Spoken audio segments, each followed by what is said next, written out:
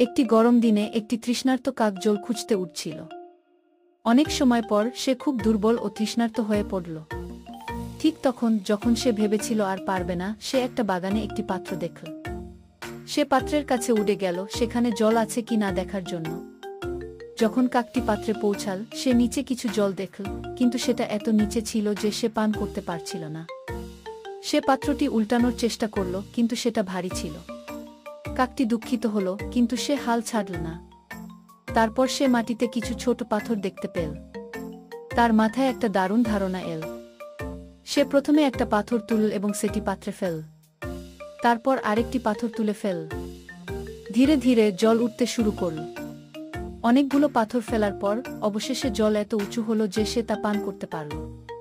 কাকটি জল পান করে খুব খুশি হল এবং অনেক ভালো বোধ করল। সে বুঝতে পারল ধৈর্য ও বুদ্ধি ব্যবহার করে সমস্যা সমাধান